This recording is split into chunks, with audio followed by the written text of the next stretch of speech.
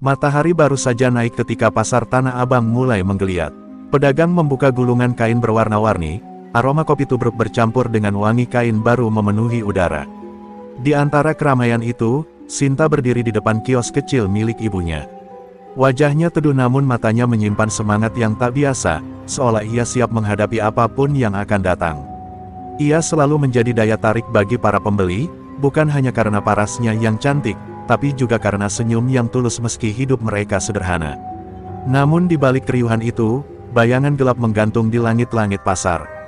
Nama Mat Soleh disebut-sebut dengan suara pelan, seperti mantra yang tak boleh diucap terlalu keras. Preman itu memeras uang keamanan dari setiap pedagang, dan siapapun yang menolak akan menerima balasan yang kejam. Sinta sering mendengar cerita tentang bagaimana ia menghajar seorang penjual buah hanya karena uang setoran telat dibayar. Ketakutan seperti kabut tipis yang menyelimuti kios-kios. Sinta menatap ibunya yang sedang menghitung hasil dagangan. Garis lelah di wajah sang ibu membuat dadanya sesak. "Bu, kenapa kita harus terus memberi uang ke orang itu?" tanyanya lirih. Ibunya hanya menghela napas panjang, pandangannya menerawang. "Kadang lebih baik kita diam, nak." Mat Soleh tidak segan menyakiti orang.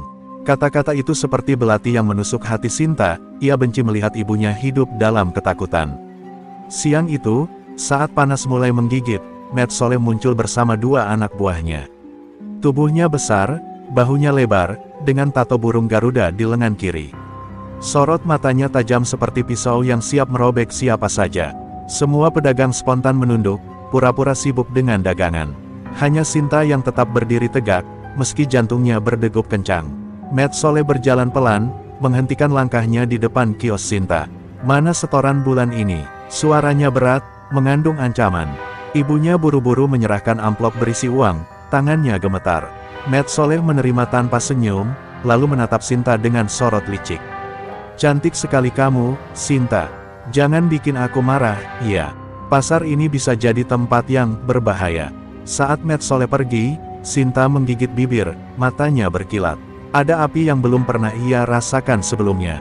Ia tahu, jika dibiarkan, orang seperti Mat Soleh akan terus merajalela. Pedagang lain mungkin memilih diam, tetapi hatinya memberontak. Ia tak mau hidup seperti burung dalam sangkar ketakutan. Menjelang sore, Sinta duduk di bangku kayu di depan kios, memandangi langit yang mulai memerah. Ia merasakan sesuatu yang aneh, seolah ada panggilan dari masa lalu yang samar-samar.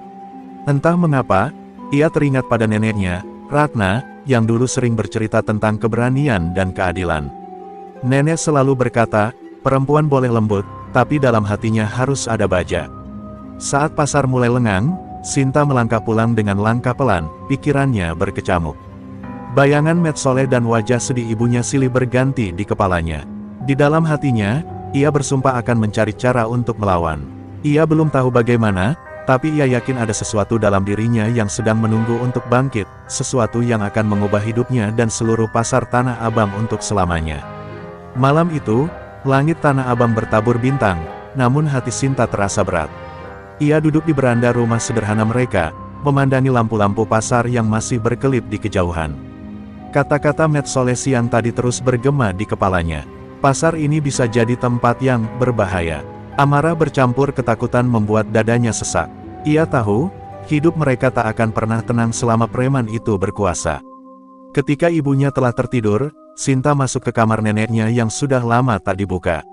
Aroma kayu tua dan wangi melati yang samar menyeruak begitu ia menyalakan lampu minyak. Di sudut ruangan, ia melihat sebuah peti kecil berlapis ukiran bunga jalak yang dulu sering ia pandangi ketika masih kecil. Jantungnya berdegup lebih cepat saat ia mengusap permukaannya, seolah peti itu memanggilnya. Dengan hati-hati ia membuka peti itu. Di dalamnya, tersimpan kain lusuh yang membungkus sesuatu. Sinta menarik napas panjang, lalu membukanya perlahan. Ternyata isinya sebuah kitab tua dengan sampul kulit yang telah memudar, namun masih terlihat jelas simbol berbentuk telapak burung di bagian depan. Di bawahnya tertulis tulisan kuno yang samar, tapak jalak murka, hanya bagi yang berhati murni. Tangannya bergetar ketika ia menyentuh halaman pertama. Tulisan tangan Nenek Ratna memenuhi lembar-lembar kitab itu, penuh dengan petuah dan doa. Ada kisah tentang perjuangan melindungi pedagang kecil, tentang keberanian menghadapi kezaliman, dan tentang sebuah ajian sakti yang hanya bisa diwariskan kepada darah keturunan yang tulus niatnya. Sinta merasa seolah mendengar suara neneknya berbisik, "Jangan biarkan ketakutan merampas hidupmu." Sinta membaca lebih dalam, matanya membesar ketika menemukan penjelasan tentang tapak jalak murka, ilmu yang memusatkan tenaga dalam ke telapak tangan, menghasilkan kekuatan yang mampu merobohkan lawan dengan sekali pukul. Namun ada peringatan yang ditegaskan dengan tinta merah, gunakan hanya untuk membela, bukan untuk membalas. Jika hati diliputi dendam, ajian ini akan melahap jiwamu. Air mata mengalir tanpa ia sadari. Bayangan wajah ibunya yang penuh lelah, pedagang yang ditindas, dan sosok Met Soleh berkelebat dalam pikirannya.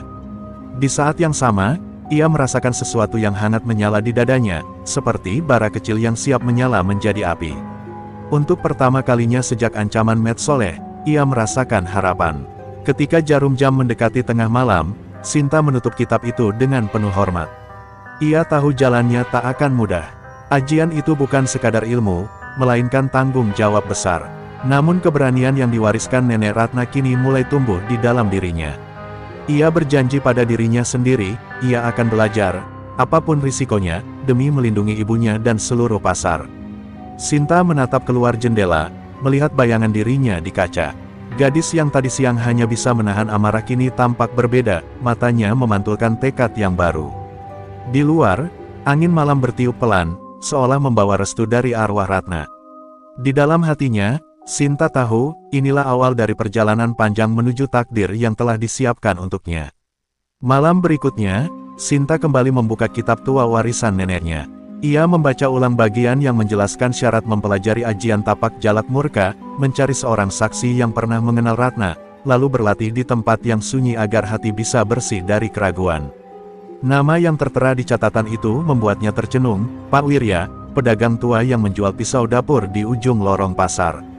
Saat fajar mulai menyingsing, Sinta memberanikan diri menemui Pak Wirya. Lelaki renta itu sedang menata barang dagangannya ketika Sinta menghampirinya. Tatapannya yang teduh berubah tajam begitu Sinta menunjukkan kitab peninggalan Ratna. "Dari mana kau dapat ini, Nak?" tanyanya dengan suara yang sedikit bergetar. Sinta menceritakan penemuannya malam tadi dan tentang Met Soleh yang terus menindas pasar. Pak Wirya terdiam lama, lalu mengangguk pelan. "Kalau begitu, malam ini kau ikut aku. Tapi ingat, jalan ini berat." Senja merayap ketika Sinta mengikuti Pak Wirya menuju sebuah lapangan kecil yang tersembunyi di balik deretan gudang kain. Bulan mulai naik, memandikan tanah dengan cahaya pucat. Pak Wirya berdiri tegak, tongkatnya menancap di tanah. "Ingat, tapak jalak murka bukan sekadar jurus. Ini adalah laku, batin. Jika hatimu kotor oleh dendam, ajian ini akan memakanmu dari dalam," ujarnya tegas. Sinta mengangguk, mencoba menenangkan degup jantungnya. Latihan dimulai dengan pengaturan napas. Pak Wirya memintanya duduk bersila di atas batu datar, memejamkan mata, dan mendengar detak jantungnya sendiri. Udara malam terasa dingin menusuk kulit, namun Sinta tetap fokus, mengikuti irama napas yang diajarkan. Semakin lama, ia merasakan hangat yang aneh di telapak tangannya, seolah ada aliran energi yang perlahan bangkit dari perutnya lalu menyebar ke seluruh tubuh. Setelah itu, Pak Wirya mengajarinya gerakan dasar, langkah perlahan yang membentuk lingkaran, diiringi gerakan tangan yang menyerupai sayap burung. "Tapak jalak murka mengambil ruh kebebasan burung jalak," jelas Pak Wirya. "Kekuatanmu datang ketika kau mampu memadukan keberanian dan kasih sayang." Setiap kali telapak tangannya bergerak, Sinta merasakan angin tipis menggesek kulit, membuat bulu kuduknya berdiri. Malam semakin larut, bulan purnama menggantung di langit, cahayanya menerangi keringat yang membasahi wajah Sinta. Pak Wirya lalu memberi ujian, berdiri di atas batu licin sambil mengalirkan tenaga ke telapak tangan.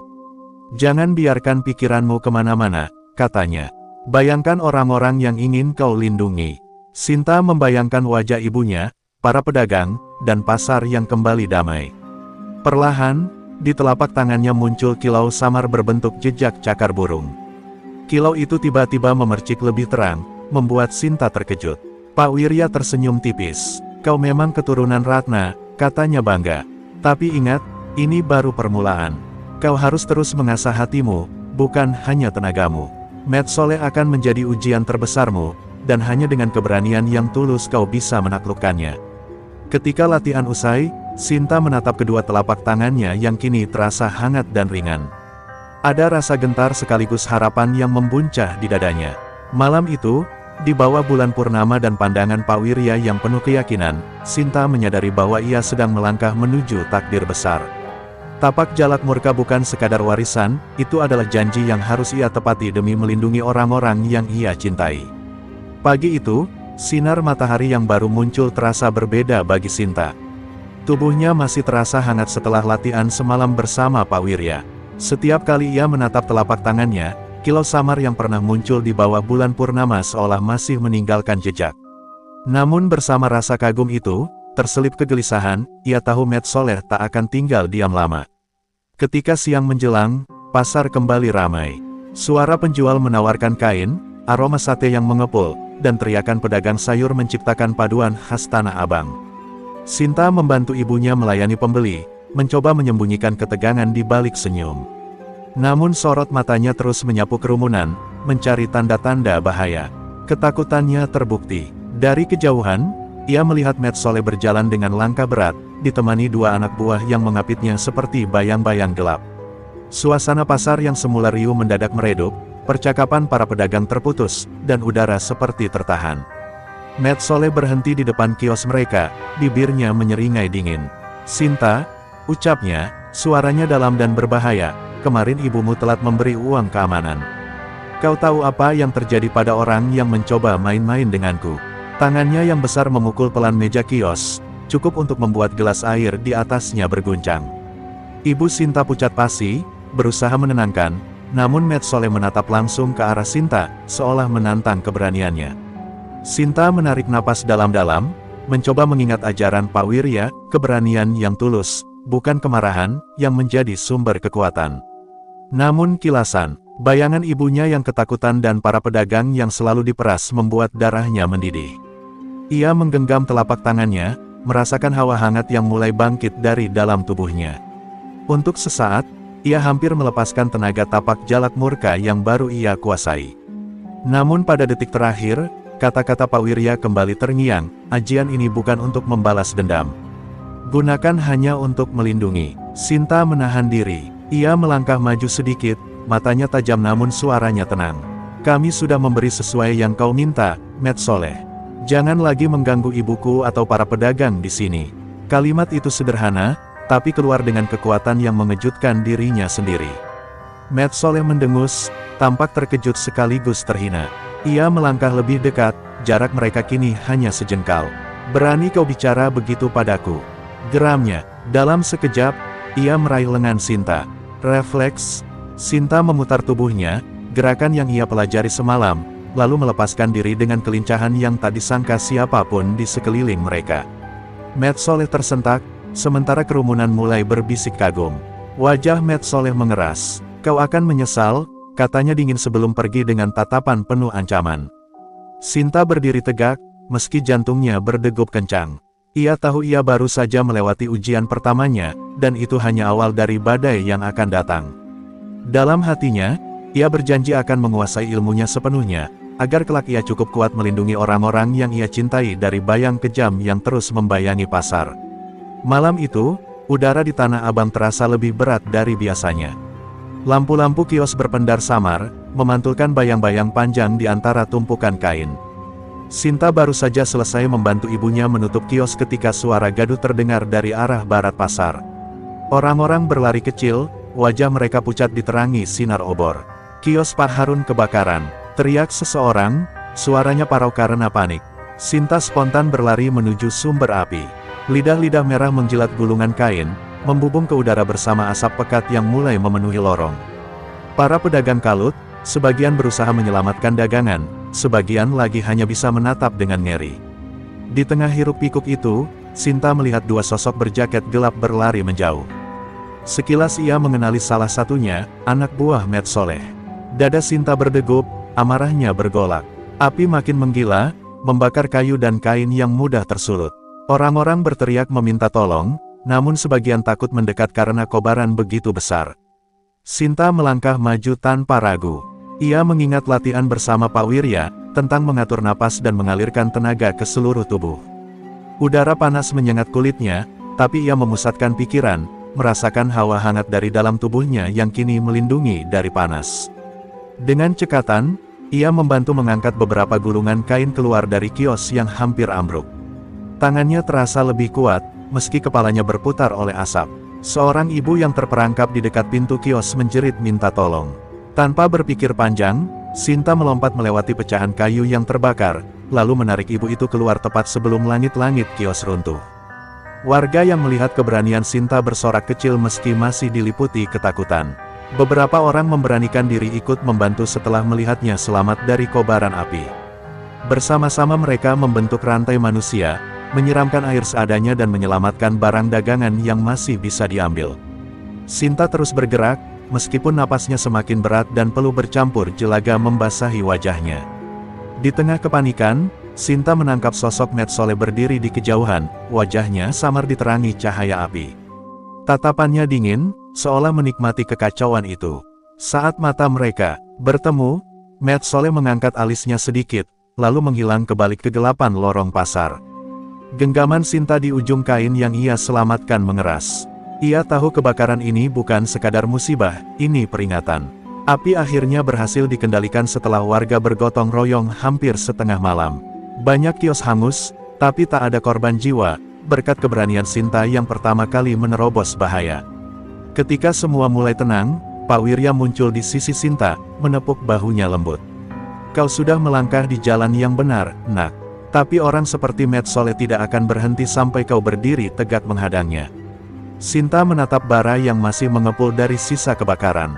Matanya memantulkan kilau merah api, namun bukan lagi hanya amarah yang ada di sana, ada tekad yang jauh lebih besar.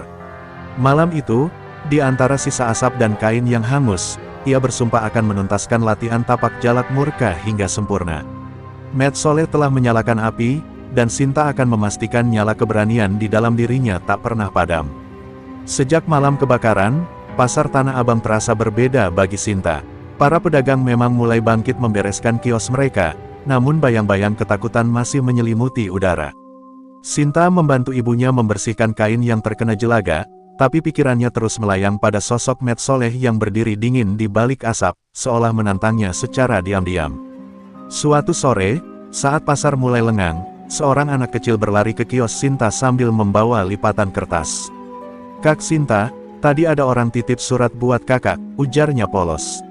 Sinta membuka lipatan itu, di dalamnya tertulis pesan singkat dengan huruf kasar, "Datanglah ke gudang tua dekat rel malam ini. Jika ingin tahu siapa yang membakar kios, datang sendiri." Sinta merasakan darahnya berdesir. Ia tahu ini jebakan, namun ia tak bisa mengabaikannya. Malam turun dengan cepat, langit pekat tanpa bintang, hanya lampu-lampu kota yang redup. Sinta berjalan pelan menuju gudang tua yang disebut dalam surat, menyembunyikan kegelisahan di balik langkah tegapnya. Angin malam berhembus membawa aroma besi karat dan sisa arang dari kebakaran kemarin. Gudang itu berdiri muram, pintunya setengah terbuka seperti mulut raksasa yang siap menelan siapapun yang masuk. Begitu ia melangkah ke dalam, suara pintu besi berderit keras, lalu menutup sendiri dengan hentakan berat. Sinta tersentak dan spontan memutar tubuhnya, namun terlalu terlambat, dua lelaki bertopeng telah berdiri di belakangnya, memegang pentungan kayu. Mereka menyerang cepat, memaksanya mundur ke tengah ruangan yang hanya diterangi cahaya lampu minyak. Sinta menangkis dengan gerakan yang ia pelajari dari Pak Wirya, namun jumlah mereka membuatnya terdesak.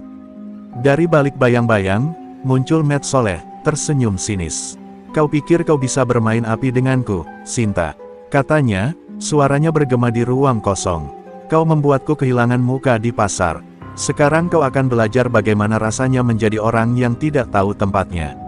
Kata-katanya menusuk, membuat amarah Sinta membuncah, namun ia berusaha tetap tenang, mengingat nasihat Pak Wirya tentang menjaga kejernihan hati. Mat Sole memberi isyarat, dan salah satu anak buahnya mendorong Sinta hingga terjatuh di lantai kayu yang dingin. Mereka mencoba mengikat tangannya dengan tali kasar. Sinta memejamkan mata sejenak, menarik napas dalam-dalam seperti yang ia latih. Dalam hening itu, ia mendengar gema suara Nenek Ratna, "Keberanian tanpa kebijaksanaan hanyalah kebodohan." Saat lelaki itu menunduk untuk mengikatnya, Sinta melesat, memutar tubuhnya dan melepaskan pukulan yang terarah pada pergelangan tangannya, membuat tali terlepas. Pertarungan pun meledak di dalam gudang. Sinta bergerak lincah di antara bayang-bayang, memanfaatkan celah sempit dan tumpukan karung untuk menghindari serangan. Dengan gerakan yang mulai matang, ia menangkis dan melumpuhkan satu persatu lawan tanpa harus melukai parah. Namun Met Sole tetap berdiri tegak, matanya tajam, menunggu saat yang tepat untuk menyerang. Aura gelapnya terasa menekan, membuat udara semakin berat. Ketika hanya tersisa Met Sole dan dirinya, keheningan mendadak melingkupi gudang. Sinta berdiri dengan napas terengah, telapak tangannya bergetar memancarkan hawa hangat. Met Sole melangkah maju, bibirnya melengkung membentuk senyum penuh ancaman. "Kau bukan lagi sekadar gadis kios kain," katanya pelan. "Kau musuh yang harus kuhancurkan." Malam itu, di dalam gudang tua yang basah oleh bayangan, Sinta menyadari pertarungan sesungguhnya baru saja dimulai. Setelah lolos dari jebakan Met Sole di gudang tua, Sinta kembali ke rumah dengan tubuh penuh lebam. Namun matanya memancarkan tekad yang lebih kokoh daripada sebelumnya. Di balik rasa sakit, ia merasakan dorongan untuk menyempurnakan ilmunya. Ia tahu bahwa selama ajian tapak jalak murka belum dikuasai sepenuhnya, ia tak akan mampu melindungi siapapun dari amukan musuh yang semakin licik. Keesokan harinya, Sinta mendatangi Pak Wirya yang sedang duduk di warung kecil, menyesap kopi hitam. Tatapan pria tua itu berubah cemas ketika melihat luka-luka di lengan dan wajah Sinta. "Met Sole tak akan berhenti sampai kau menyerah," katanya pelan. "Kalau kau benar-benar ingin melindungi orang-orang pasar, waktunya kau menyelesaikan pelatihan terakhir. Malam ini, di bawah purnama, kita akan menguji hatimu." Malam pun tiba, bulan purnama menggantung megah di langit, memantulkan cahaya perak ke permukaan tanah. Pak Wirya membawa Sinta ke sebuah bukit kecil di luar pasar, tempat yang sunyi dan jauh dari hiruk-pikuk manusia. Angin berhembus lembut, membawa wangi tanah basah. "Ini tempat Ratna dulu menyempurnakan ilmunya," ujar Wirya. "Disinilah ia berjanji akan menggunakan kekuatannya hanya untuk melindungi." Sinta duduk bersila di atas batu besar yang dingin. Pak Wirya mengajarinya mantra kuno yang tertulis di halaman terakhir kitab peninggalan Ratna. Setiap kata yang ia ucapkan terasa menggetarkan dada, seolah membuka pintu yang selama ini tertutup dalam dirinya.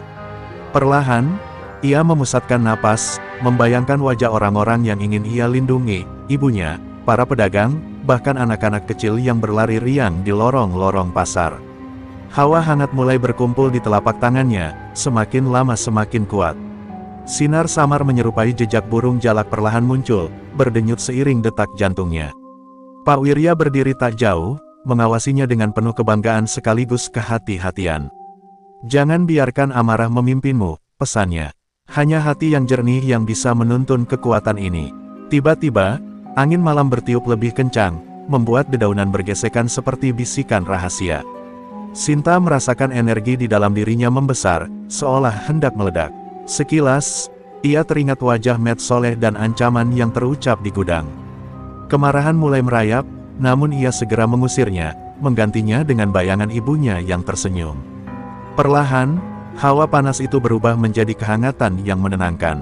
Dalam hening yang hikmat, Sinta berdiri dengan kedua telapak tangan terangkat. Cahaya putih keemasan menyelimuti dirinya, membentuk siluet burung jalak yang mengepakkan sayap di udara malam.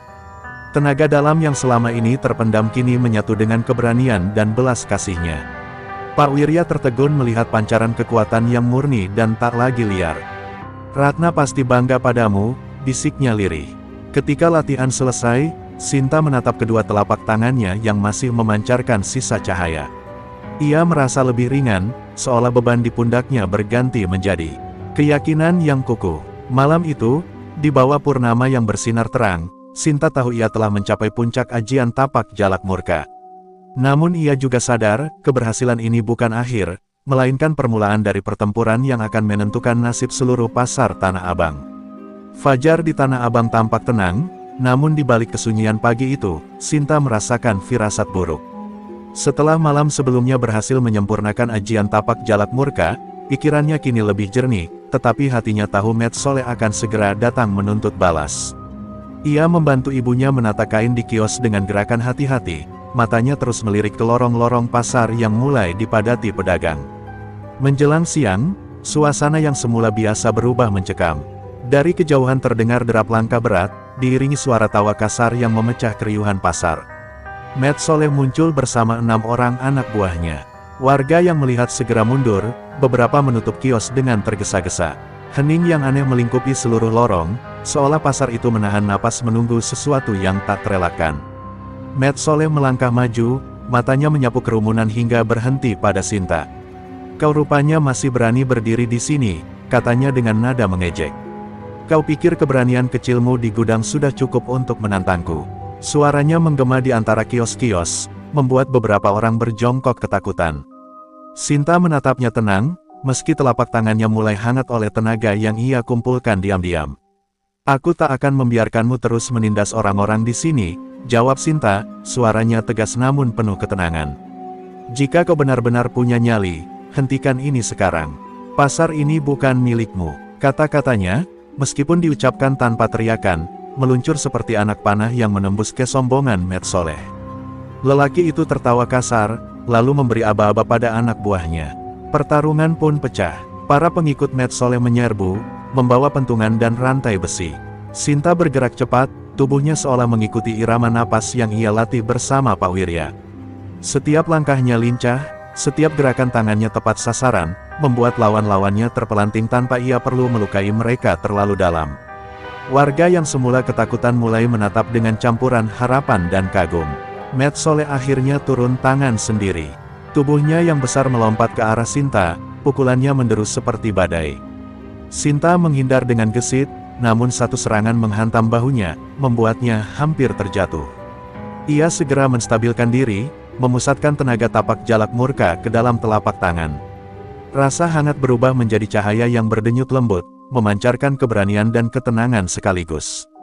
Dengan langkah mantap, Sinta menghadapi Met Soleh. Udara di sekitar mereka terasa tegang, seperti menunggu letupan. Sinta mengingat ajaran Pak Wirya dan pesan Nenek Ratna, gunakan kekuatan hanya untuk melindungi, bukan membalas dendam. Ia mengangkat telapak tangannya yang kini bercahaya seperti sayap burung jalak. Saat Met Soleh melancarkan pukulan terakhirnya, Sinta menangkis dan melepaskan tenaga tapak jalak murka yang telah ia kuasai sepenuhnya. Ledakan angin deras melesat dari telapak Sinta, menghentikan serangan Met Soleh dan membuat lelaki itu terdorong mundur hingga terjatuh ke tanah. Hening mendadak menyelimuti pasar. Sinta berdiri tegak, menatapnya dengan tatapan tegas namun penuh belas kasih. Ia tahu pertarungan belum selesai sepenuhnya, tetapi hari itu, di jantung pasar Tanah Abang, Sinta telah membuktikan bahwa keberanian dan hati yang bersih lebih kuat daripada kezaliman manapun. Pasar Tanah Abang membisu setelah ledakan angin yang lahir dari telapak tangan Sinta. Met Soleh tersungkur, namun belum menyerah, ia bangkit perlahan, wajahnya memerah oleh kemarahan. "Kau pikir kau bisa mengalahkanku dengan satu jurus murahan itu?" serunya sambil meraih sebilah besi panjang dari tanah. Sorot matanya beringas, seperti binatang yang terpojok. Sinta berdiri tegak, meski napasnya mulai berat. Telapak tangannya masih memancarkan kilau lembut yang berpadu dengan aroma hangat udara pasar. Ia tahu inilah titik penentuan. Ia menatap Met Soleh tanpa gentar, memikirkan semua yang telah ia pelajari, keberanian Nenek Ratna, bimbingan Pak Wirya, dan harapan para pedagang yang kini memandangnya dengan mata penuh doa. Met Soleh menyerang dengan raungan, besi di tangannya berdesing membelah udara. Sinta menghindar, gerakannya bagai bayangan yang menari di antara kios-kios. Sekali ia terkena sayatan di lengan, rasa perih menyambar, namun ia tetap fokus. Ia menarik napas panjang, memusatkan tenaga dalamnya, membiarkan ajian tapak jalak murka menyatu dengan detak jantungnya. Dalam sekejap, hawa panas memancar dari tubuh Sinta, membentuk pusaran angin kecil yang membuat debu pasar beterbangan. Wajahnya tampak teduh meski tubuhnya bergetar menahan kekuatan yang kian membesar. Met Soleh terhenti sesaat, tampak bimbang, tapi kemudian ia kembali maju dengan teriakan penuh amarah, mencoba menghantam Sinta dengan besi yang ia genggam. Saat itu, Sinta melihat sekilas wajah ibunya di kerumunan, tatapannya penuh kekhawatiran namun juga keyakinan. Gambar itu menjadi jangkar yang menahan Sinta agar tidak tenggelam dalam badai amarah. Ia mengingat pesan terakhir Pak Wirya, gunakan kekuatanmu hanya untuk melindungi, bukan untuk membalas. Sinta menarik napas panjang, lalu menyalurkan seluruh tenaga ke telapak tangannya yang kini bersinar seperti sayap burung jalak yang mengembang sempurna. Dengan satu langkah mantap, ia melangkah ke depan dan mengayunkan telapak tangannya ke arah dada Met Soleh, melepaskan gelombang tenaga yang murni. Ledakan angin bercampur kilatan cahaya putih keemasan melesat, menghantam Met Soleh dengan kekuatan yang luar biasa. Lelaki itu terlempar beberapa meter, besi di tangannya terpental, dan ia terjatuh di tanah dengan suara berat. Kerumunan pasar terdiam, hanya terdengar desahan napas Sinta yang teratur meski tubuhnya lelah. Met Soleh mencoba bangkit, namun lututnya goyah, ia akhirnya terkulai, menatap Sinta dengan pandangan yang mulai surut dari kemarahan. Dalam sorot matanya yang kini redup, tampak sisa-sisa manusia yang tersesat dalam dendam. Sinta menatapnya dengan iba, lalu berkata pelan, "Berhentilah, Met Soleh. Tak ada yang perlu dilukai lagi." Keheningan yang mengikuti terasa panjang. Met Soleh akhirnya menunduk, melepaskan sisa genggaman pada tanah. Warga mulai mendekat, beberapa membantu Sinta berdiri tegak. Pasar Tanah Abang seolah menarik napas lega, bayangan yang selama ini menekan mereka perlahan sirna. Di tengah semua itu, Sinta menatap telapak tangannya yang kini tak lagi bercahaya, namun hangat dengan kepuasan karena telah digunakan sebagaimana mestinya untuk melindungi, bukan menghancurkan. Fajar pertama setelah pertarungan itu datang dengan sinar yang hangat, menembus sela atap-atap pasar yang mulai ramai kembali. Kabut tipis melayang di antara kios, seolah membersihkan sisa-sisa ketakutan yang selama ini menyelimuti Tanah Abang. Sinta berdiri di ambang kios ibunya, memandang jalanan yang kini terasa lebih lapang. Napasnya terasa ringan, meskipun tubuhnya masih memendam sisa letih dari duel semalam. Para pedagang satu persatu keluar dari persembunyian mereka. Ada yang tersenyum, ada yang masih tampak ragu, namun di mata mereka terpancar secercah keberanian baru. Mereka menghampiri Sinta, mengucapkan terima kasih dengan suara yang kadang bergetar.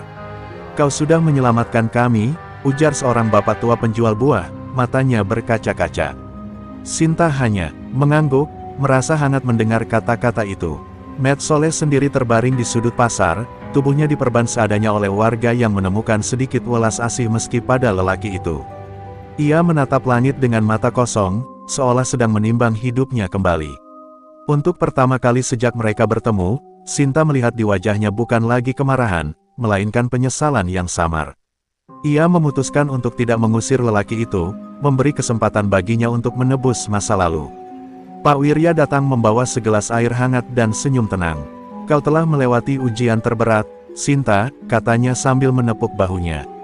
"Kekuatan tapak jalak murka kini sepenuhnya menjadi milikmu.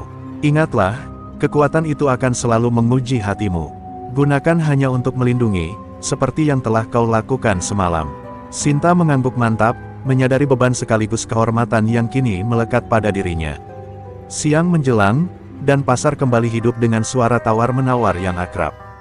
Bau kain baru bercampur dengan aroma kopi dan gorengan yang mulai digoreng oleh pedagang kaki lima.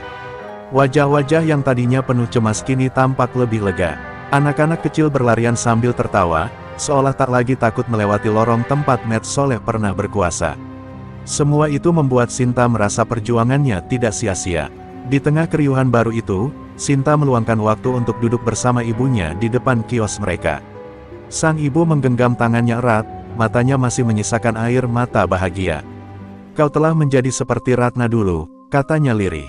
"Bukan hanya karena kau memiliki ajian, tapi karena hatimu yang memilih untuk melindungi, bukan melukai." Sinta merasakan kehangatan menjalar dari genggaman itu, lebih besar daripada tenaga apapun yang pernah ia latih. Menjelang sore, Sinta berdiri di tengah pasar yang kini penuh warna. Ia memandang ke arah langit, di mana burung-burung kecil beterbangan di antara sinar matahari yang mulai condong ke barat. Dalam bayangan yang melintas di benaknya, ia melihat wajah Nenek Ratna tersenyum, lalu menghilang seperti kabut yang tersapu angin. Sinta tahu bahwa perjalanan ini belum berakhir, tetapi setidaknya hari itu, ia telah mengukir sejarah bagi dirinya dan Tanah Abang. Ketika malam kembali turun, Sinta duduk di beranda kios, menikmati semilir angin yang membawa aroma pasar malam. Di kejauhan, lampu-lampu kecil mulai menyala, menandai kehidupan yang tak lagi dibayangi ketakutan. Ia menatap kedua telapak tangannya yang kini tampak biasa, namun di dalamnya tersimpan janji, ia akan menjaga kedamaian ini sebaik mungkin. Dan dengan keyakinan itu, Sinta menutup matanya, membiarkan ketenangan fajar baru di Tanah Abang menjadi awal dari babak baru hidupnya.